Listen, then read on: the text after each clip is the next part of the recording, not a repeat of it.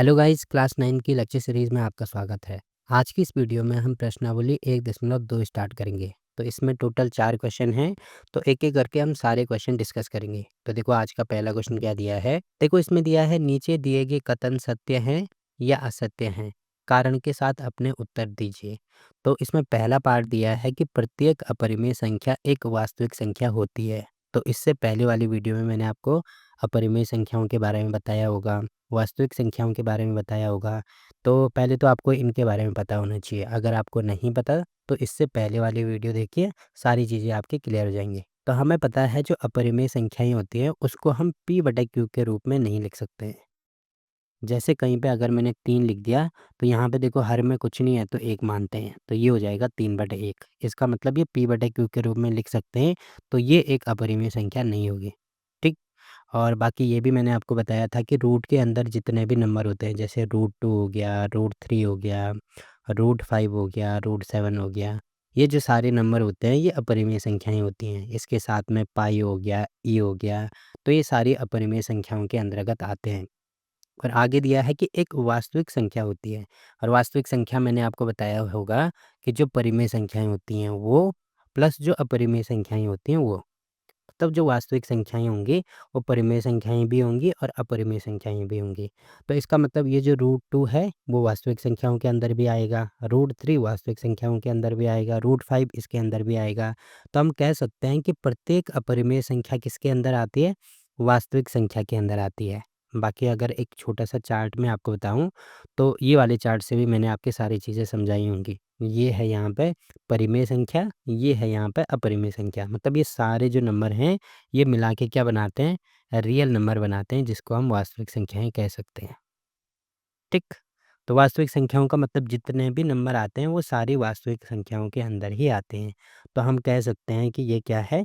ये कथन सत्य है। तो यहाँ पे लिखेंगे सत्य। अब इसमें देखो आगे ये भी दिया है कि कारण के साथ अपना उत्तर देना है, तो एग्ज़ाम में लिखना कैसे है? तो देखो यहाँ पे लिखेंगे कि अपरिमेय संख्या वास्तविक संख्याओं के अंदर ही आती हैं, इसीलिए यह कथन क्या है? सत्य है। तो पहला पार्ट यहाँ पे कंप्लीट हो गया। अब देखो दूसरा पार्ट क्या दिया है इसमें? देखो दूसरा पार्ट दिया है कि संख्या रेखा का प्रत्येक बिंदु अंडर रूट, इसको अंडर रूट इंग्लिश में बोलते हैं, हिंदी में बोलेंगे वर्गमूल। वर्गमूल m के रूप में होता है। जहाँ पे m एक प्राकृतिक संख्या है, तो प्राकृतिक संख्याओं का मतलब क्या है कि गिनती के जो भी नंबर होते हैं, यानी गणना के जो भी नंबर होते हैं, वो सारे प्राकृतिक संख्याएँ होंगी। जैसे रूट में 1, 2, 3, 4, 5, तो ये सारे नंबर प्राकृतिक संख्याएँ होंगी। मतलब m की वैल्यू हम इतनी सारी ले सकते हैं, ठीक है? अब देखो सबसे पहले तो आपको संख्या रेखा पता होनी चाहिए कि संख्या रेखा किस प्रकार से हम डिनोट करते हैं। तो ये एक संख्या रेखा मैंने आपको बताई, तो यहाँ पे बीच में 0 होता है, 0 के आगे जितने भी नंबर होंगे, वो सारे धनात्मक नंबर होंगे। 0 के बाद 1 हो गया, 2 हो गया, 3 हो गया, 4 हो गया, 5 हो गया, और 1 और मतलब 1 और 2 या 0 और 1 इसके बीच में भी अनंत नंबर आते हैं। इन दोनों के बीच में भी अनंत नंबर आते हैं। जैसे अगर मैं यहाँ पे लेता हूँ 0.5, तो देखो 0.5 0 और 1 के बीच में होता है।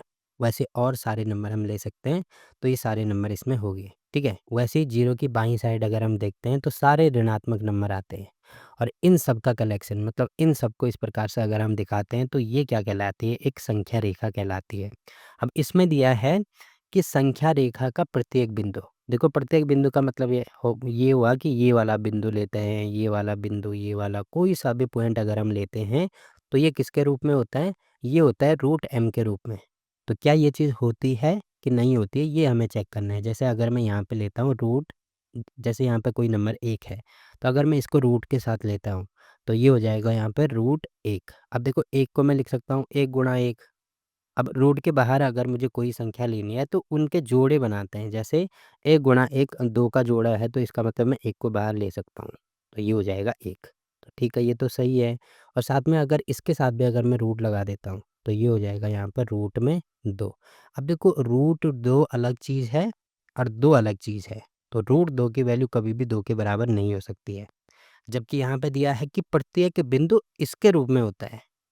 तो ये जो 2 है, ये रूट 2 के रूप में तो नहीं है, इसका मतलब ये कथन क्या लिखा गया है? असत्य लिखा गया है। तो यहाँ पे हम कैसे लिखेंगे? देखो हमें यहाँ पे ऐसे लिखना होगा कि संख्या रेखा का प्रत्येक बिंदु वर्गमूल m के रूप में नहीं होता है। अब इसका एग्ज़ाम्पल कैसे लिखेंगे, जैसे कोई भी संख्या ले लो, जैसे मैंने संख्या 2 ले लिया, आप 3, 4, 5 कुछ भी ले सकते हैं। जैसे संख्या 2 2 संख्या है वो संख्या रेखा में आता है, ठीक है? जैसे 2 संख्या रेखा में आता है परंतु वर्गमूल m के रूप में नहीं है, क्योंकि 2 आपको दिख रहा होगा, 2 अलग चीज़ होती है और वर्गमूल 2 अलग चीज़ होती है। ये दोनों कभी बराबर नहीं हो सकते हैं।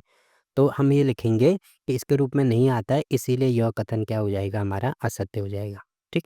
तो दूसरा पार्ट भी यहाँ पे कंप्लीट हो गया। अब देखो इसका तीसरा पार्ट क्या दिया है। देखो इसमें दिया है कि प्रत्येक वास्तविक संख्या एक अपरिमेय संख्या होती है। अब वास्तविक संख्या मैंने आपको बताया था कि जो अपरिमेय संख्या होती है वो, और जो परिमेय संख्या होती है वो सारी संख्याएं जो होती हैं वो वास्तविक संख्याओं के अंतर्गत आते हैं। मतलब जितने भी नंबर हम सोच सकते हैं, जैसे 2 हो गया, 4 हो गया, पाई हो गया, अंडर रूट 2 हो गया, अंडर रूट 3 हो गया, तो ये सारे नंबर क्या हो जाएंगे, हमारे वास्तविक संख्याएं हो जाएंगी। और अपरिमेय संख्याएं मैंने आपको बताया था कि जितने भी वर्गमूल के अंदर नंबर आते हैं, जैसे वर्गमूल 2, वर्गमूल 3, वर्गमूल 5, वैसे ही पाई, ई, ये सारे नंबर हमारे क्या हो जाएँगे, अपरिमेय संख्या हो जाएँगे। अब आपको यहाँ पे दिख रहा होगा, देखो पाई यहाँ पे भी है, पाई यहाँ पे भी है, ठीक है? रूट 2 यहाँ पे भी है, रूट 2 यहाँ पे भी है, रूट 3 यहाँ पे भी है, रूट 3 यहाँ पे भी है।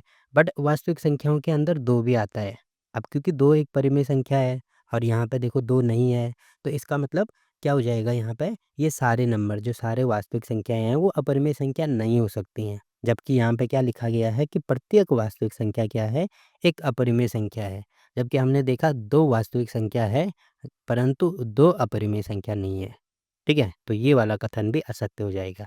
और लिखना कैसे है इसको? देखो इसमें लिखेंगे कि प्रत्येक वास्तविक संख्या अपरिमेय संख्या नहीं हो सकती है।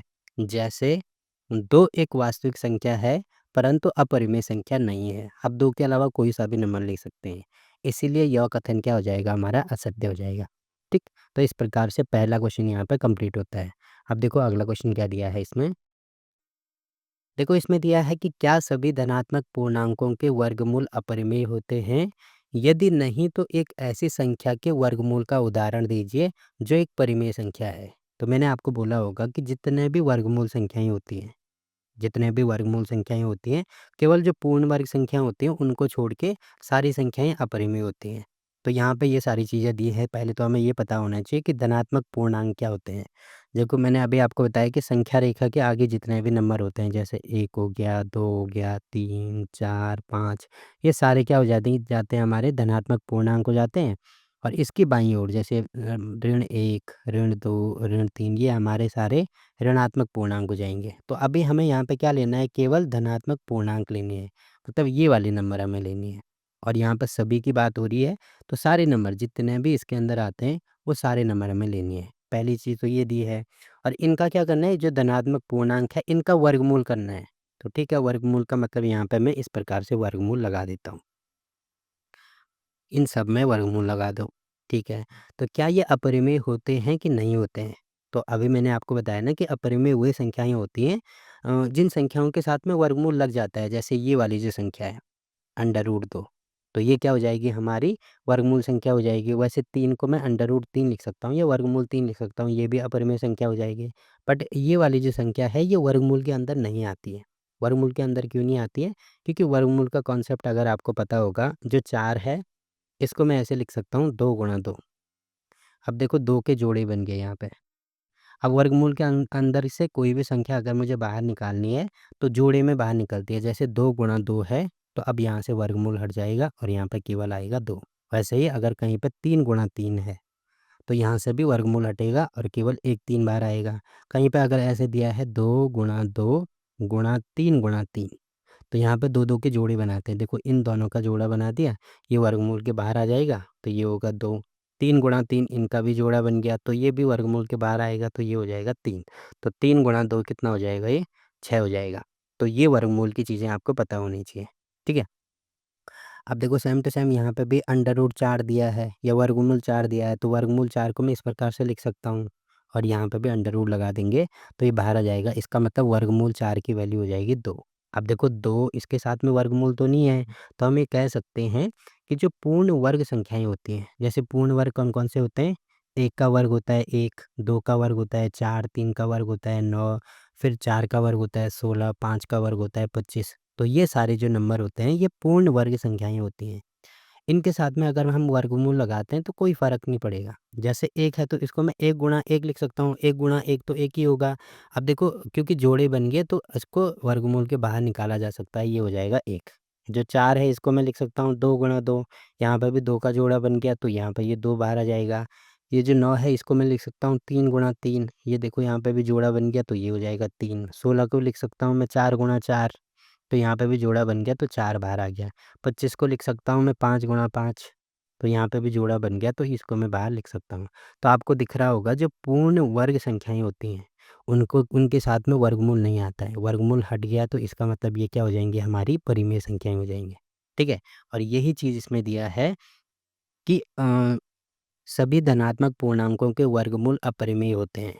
तो सभी के तीनों ही होते हैं जो कि आपको यहाँ पे दिख रहा होगा। जो पूर्ण वर्ग संख्याएँ हैं, उनका अगर मैं वर्गमूल निकालता हूँ, तो वो एक अपरिमेय संख्या नहीं होगी। पहली चीज़ तो ये दी है इसमें। आगे दिया है यदि नहीं।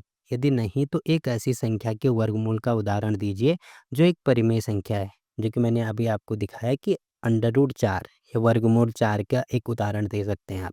अब देखो इसको एग्ज़ाम में लिखना कैसे है? देखो यहाँ पे हम लिखेंगे कि नहीं, सभी धनात्मक पूर्णांकों के वर्गमूल अपरिमेय संख्याएँ नहीं होती हैं।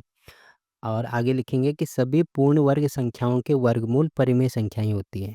अब इसका एग्ज़ाम्पल या इसका उदाहरण लिखेंगे जैसे √4 हो गया, √9 हो गया, √16 हो गया, √25 हो गया। ये सारे नंबर क्या हो जाएँगे, हमारे परिमेय संख्याएँ हो जाएँगी। तो देखो इसमें एक संख्या का उदाहरण देना था, हमने 3-4 संख्याओं के उदाहरण दे दिए। तो यहीं पे क्वेश्चन नंबर 2 भी कंप्लीट होता है। ठीक? अब देखो अगला क्वेश्चन क्या दिया है इसमें। देखो इसमें दिया है कि दिखाइए कि संख्या रेखा पर वर्गमूल 5 को किस प्रकार निरूपित किया जा सकता है। तो संख्या रेखा अभी मैंने आपको बताई होगी कि इस प्रकार से हम संख्या रेखा को प्रदर्शित कर सकते हैं। यहाँ पे होता है 0, इसके आगे सारे जो नंबर होंगे वो होंगे हमारे धनात्मक, और इसके पीछे जितने भी नंबर होंगे वो सारे हो जाएंगे ऋणात्मक। अब देखो यहाँ पर केवल अगर ये बात होती, यहाँ पर वर्गमूल नहीं आता, केवल ऐसे पूछा जाता है कि 5 को संख्या रेखा पर निरूपित करना है। तो कैसे करते हैं, यहाँ पे 1 हो गया, ये 2 हो गया, ये 3 हो गया, ये 4 और ये वाला हो गया 5। तो इस प्रकार से हम निरूपित कर सकते थे। बट हमें यहाँ पे क्या निकालना है, इसका वर्गमूल निकालना है। अब वर्गमूल कैसे निकालेंगे हम, इसका तरीका मैं आपको बता देता हूँ। देखो सबसे पहले तो यहाँ पे संख्या है 5। अब इसको तोड़ना है 1 और दूसरा जो नंबर होगा उसके रूप में। तो 5 को मैं लिख सकता हूँ 1 धन 4। ये चीज़ आपको दिख रही होगी, ठीक है। अब ये जो 1 है इसको अगर 1 लिखो या 1 का वर्ग लिखो, बात एक ही है। क्योंकि कहीं पे अगर किसी भी संख्या का वर्ग आता है, पावर में कोई भी नंबर आता है, उसका मतलब उस संख्या को उतनी बार गुणा करना है, ठीक है। जैसे 1 की पावर 2 लिखो, 1 की पावर 4 लिखो, बात एक ही है। 1 की पावर 2 मतलब 1 को 2 बार गुणा करना है। तो 1 गुणा 1 करेंगे तो बात तो एक ही है ना, लास्ट में आएगा तो एक ही। 1 को 4 बार गुणा करेंगे, इसका मतलब 1 की पावर 4 कहीं पे लिखा है तो इसका मतलब 1 को 4 बार गुणा करना है। तो 1 को 1 बार गुणा करो, 4 बार गुणा करो, कोई फ़र्क नहीं पड़ता, हमेशा एक ही आएगा। तो अपनी सहूलियत के लिए मैंने क्या कर दिया, यहाँ पे वर्ग कर दिया। ठीक है, बीच में धन है तो यहाँ पे धन लगा दो। अब 2 को मैं लिख सकता हूँ 2 गुणा 2। 2 गुणा 2 लिखो या 2 का वर्ग लिखो, बात एक ही है। क्योंकि मैंने अभी आपको बताया ना कि जो संख्या नीचे लिखी जाती है और जो संख्या ऊपर लिखी जाती है, इसका मतलब यहाँ पे 2 लिखा है तो इस संख्या को इतनी बार गुणा करना है। तो 2 की घात 2 लिखा है मतलब 2 को 2 बार गुणा करना है, जो कि आएगा 4। तो 4 लिखो, 2 गुणा 2 लिखो या 2 की घात 2 लिखो, एक ही बात है। तो ये भी हमने अपनी सहूलियत के लिए ये लिख दिया यहाँ पे, ठीक? इसकी वैल्यू हो जाएगी 5। तो 5 को इस प्रकार से मैं लिख सकता हूँ, अगर हल करेंगे तो 5 ही आएगा। अब देखो यहाँ पे आपको दिख रहा होगा 5, इसको मैं ऐसे लिख सकता हूँ 5 इसका वर्गमूल और साथ में यहाँ पे भी वर्ग लगा दूँगा। और साथ में देखो दाईं तरफ है हमारे पास 1 का वर्ग धन 2 का वर्ग। अब देखो यहाँ पे मैंने वर्गमूल क्यों लिखा, क्योंकि मुझे वर्गमूल 5 की वैल्यू निकालनी है, ठीक है? इसको संख्या रेखा में निरूपित करना है, इसीलिए मैंने यहाँ पे 5 को हटा के वर्गमूल 5 का वर्ग लिखा। अब देखो ये लिखो, यहाँ पे अगर कहीं पे वर्गमूल 5 का वर्ग लिखो या 5 लिखो, एक ही बात है। अब देखो अगर आपने छोटी कक्षाओं में पढ़ा होगा जो वर्गमूल है, वर्गमूल को मैं ऐसे लिख सकता हूँ, कहीं पे अगर मैं वर्गमूल 5 लिखता हूँ, तो वर्गमूल का मतलब होता है इसकी घात 1/2। जैसे 2 गुणा 2 का मतलब मैं लिख सकता हूँ 2 की घात 2, ठीक है? वैसे अगर कहीं पर वर्गमूल लिखा जाता है तो इसका मतलब इसकी घात होती है 1/2। जैसे अगर कहीं पे घनमूल ऐसे लिखा जाता है, घनमूल 3 और यहाँ पे लिखा जाता है 5, तो इसका मतलब होता है 5 की घात 1 बटे में, क्योंकि यहाँ पे 3 लिखा है तो यहाँ पे हो जाएगा 3। अगर कहीं पे ऐसे लिखा जाता है मतलब घनमूल और यहाँ पे 4 लिखा है और फिर 5 लिखा है, तो इसका मतलब ये होता है कि 5 की पावर 1 बटे में 4। तो ये सारी चीज़ें आपको पता होनी चाहिए। अब देखो वर्गमूल का तो मतलब मैंने आपको बताया कि 5 की घात 1 बटा 2 और साथ में ये 2 पहले से ही है, इसका मतलब गुणा 2 हो जाएगा। तो आपको दिख रहा होगा यहाँ पे ये क्या हो गया, इससे ये कट जाएगा तो यहाँ पे लिख सकते हैं 5 की पावर 1। 5 की पावर 1 मतलब 5 को केवल एक बार लिखना है, तो 5 को एक बार लिख दिया तो 5 ही आ रहा है। तो ये लिखो या ये लिखो, बात एक ही है, इसीलिए अपनी सहूलियत के लिए मैंने यहाँ पे ये लिखा है। ठीक है? तो ये सारी चीज़ें हो गई। अब देखो यहीं पे अगर मैं पाइथागोरस प्रमेय का यूज़ करता हूँ, तो यहाँ पे लिखेंगे, तो छोटी कक्षाओं में आपने पढ़ा होगा जो पाइथागोरस थ्योरम होती है या पाइथागोरस प्रमेय जो होती है वो होगा कर्ण का वर्ग बराबर लंब का वर्ग धन आधार का वर्ग। ठीक? तो यहाँ पे दिख रहा होगा सेम टू सेम यही चीज़ें हैं। कर्ण की जगह पे √5 है, लंब की जगह पे 1 है और आधार की जगह पे यहाँ पे 2 है। तो अगर मैं यहाँ पे संख्या रेखा इस प्रकार से बना देता हूँ, तो बीच में होगा हमारा 0, उसके बाद यहाँ पे बराबर मतलब बीच में बराबर गैप लेना है। स्केल की सहायता से आप ले सकते हैं। ये होगा 1, यहाँ पे होगा 2, यहाँ पे होगा 3, यहाँ पे होगा 4, ऐसे आगे बढ़ता जाएगा। तो सबसे पहले तो मुझे क्या निकालना है, लंब निकालना है। तो आधार का मतलब जहाँ पे ये टिका होता है इसको आधार बोलते हैं। तो आधार कितना है, यहाँ पे 2 है। तो मुझे 2 यूनिट जाना होगा। देखो यहाँ से लेकर यहाँ तक ये हो गया 1 और यहाँ से लेकर यहाँ तक ये हो गया 2। तो आधार हो गया हमारा 2, तो ये हमने 2 ले लिया। ठीक है? उसके बाद जो लंब होगा वो 1 होगा। लंब का मतलब यहाँ पे बिल्कुल 90 का कोण बनाते हुए, जैसे अगर आपके पास डी होगा ना, तो डी के साथ में पहले 90 का कोण बनाना और जितनी लंबाई यहाँ से लेकर यहाँ तक ली गई है 1 यूनिट, उतनी 1 यूनिट हम यहाँ से लेकर यहाँ तक ऊपर इस प्रकार से लेंगे। तो ये हमारी टोटल 1 यूनिट हो जाएगी। ठीक? अब देखो यहाँ से 0 से हमने स्टार्ट किया था और 1 यहाँ पे है, तो इन दोनों को आपस में मिलाना है इस प्रकार से। तो ये आपको दिख रहा होगा, ये हो जाएगा हमारा 2, ये हो जाएगी हमारी 1 यूनिट और जो बची हुई है यहाँ पे ये जो कर्ण है, ये आपको दिख रहा होगा सबसे बड़ी भुजा कर्ण होती है जो कि हमारी √5 हो जाएगी। तो यहाँ पे वर्गमूल 5 में लिख देता हूँ। तो ये हमने क्या कर दिया, इसको संख्या रेखा पर निरूपित कर दिया। देखो अभी पूरी तरीके से निरूपित नहीं हुआ है क्योंकि संख्या रेखा तो ये वाली है और हमने √5 को यहाँ पे लिखा है। अब क्या करेंगे, अगर मैं यहाँ पे देखो प्रकार तो होगा ही आपके पास जिससे गोला बनाते हैं, तो प्रकार की एक नोक यहाँ पे रखनी है और जो पेंसिल वाला हिस्सा होगा उसको यहाँ पे रखना है और यहाँ से इस प्रकार से अगर मैं एक पूरा गोला बना दूँ ऐसे, तो ये गोला बन जाएगा। अब आपको दिख रहा होगा, देखो ये मैं हाथ से बना रहा हूँ, आप अगर प्रकार से बनाओगे तो प्रॉपर गोला बनेगा ये। तो ये वाली जो दूरी है यहाँ से लेकर यहाँ तक, ये क्या हो जाएगी, इसकी त्रिज्या हो जाएगी, r हो जाएगी। तो इसके थोड़ी देर के लिए मैं a मानता हूँ, इसको b मानता हूँ। वैसे ही सेम टू सेम यहाँ से लेकर यहाँ तक ये भी इसकी त्रिज्या हो जाएगी। तो जितनी यहाँ से लेकर यहाँ तक दूरी है, उतनी यहाँ से लेकर यहाँ तक दूरी है, अगर मैं इसको p मानता हूँ। तो यहाँ पर ये हो जाएगा, इससे आगे देखो यहाँ से लेकर यहाँ तक आपको ऐसे बनाना है, उसके आगे मैं यहाँ पे आपको बता रहा हूँ, ठीक है? तो यहाँ पे लिखूँगा मैं भुजा जो AB है, वो बराबर हो जाएगी AP की। यानी ये वाली भुजा और ये वाली भुजा बराबर होगी, बराबर √5 क्यों होगी? क्योंकि ये एक इसकी त्रिज्या है, ये भी त्रिज्या है, ये भी त्रिज्या है। अगर मैं यहाँ नीचे लेता हूँ ये भी त्रिज्या होगी, यहाँ नीचे कहीं पर भी लेता हूँ ये सारी त्रिज्या हो जाएंगी, जो कि आपको पता होगा। ठीक है? तो ये हो जाएगी √5। अब देखो आपको यहाँ पर दिख रहा होगा जहाँ पर ये एक दूसरे को काट रहा है, तो यहाँ से लेकर यहाँ तक की ये वाली जो दूरी होती है, ये वाली दूरी हमने निकाल दी √5। तो बस इसको हमने संख्या रेखा पे दिखा दिया। ठीक है? तो दिखाने का तरीका भी मैंने आपको बता दिया। सिंपल सा होता है, जैसे यहाँ पे √5 दिया है ना, तो 5 को क्या करना है, 1 के पार्ट में तोड़ना है। मतलब 1 तो आएगा ही आएगा और साथ में जो भी बचेगा वो यहाँ पे लिखेंगे। जैसे 5 को लिख सकते हैं 1 धन 4, यहीं पे अगर 9 होता तो 9 को क्या लिखता मैं 1 धन 8, वैसे 9 नहीं होगा, यहाँ पे 10 होगा। ठीक है? तो 1 धन 9 ऐसे लिख सकता हूँ मैं। वैसे ही अगर यहाँ पे 17 होता तो इसको लिखता मैं 1 धन 16। तो ये सारी चीज़ें आपको ध्यान रखनी है। जैसे अगर 25 होता या 26 होता तो यहाँ पे इसको लिखता 1 धन यहाँ पे 25, इस प्रकार से हम लिखेंगे। तो जैसे √5 है तो सेम टू सेम ये मैंने इसको तोड़ दिया। अब जैसे 1 को लिख सकते हैं 1 का वर्ग, धन 2 को लिख सकते हैं 2 का वर्ग। अब क्योंकि मैंने यहाँ पे वर्गमूल 5 की वैल्यू निकालनी है, तो इसको वर्गमूल में तोड़ा और साथ में स्क्वायर यहाँ पे भी, यहाँ पे भी, यहाँ पे भी, जो कि पाइथागोरस थ्योरम होती है ये, कि कर्ण का वर्ग बराबर लंब धन आधार का वर्ग। ठीक, अब ये सारी चीज़ें हम नंबर रेखा में इस प्रकार से करेंगे। नंबर रेखा में हमने बना दी, पहले यहाँ पे 0 बनाएंगे, फिर ये होगा 1, फिर ये होगा 2, फिर ये होगा 3।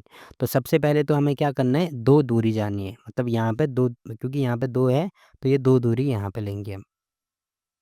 तो या आप ऐसे ध्यान रख सकते हैं कि ये जो 1 है इसको हम लंब में लेंगे, मतलब ऊपर की ओर, एक दूरी ऊपर की ओर जाएँगे, बाकी जितना बचेगा, जैसे अगर यहाँ पे 16 है तो 16 को मैं लिख सकता हूँ 4 का वर्ग।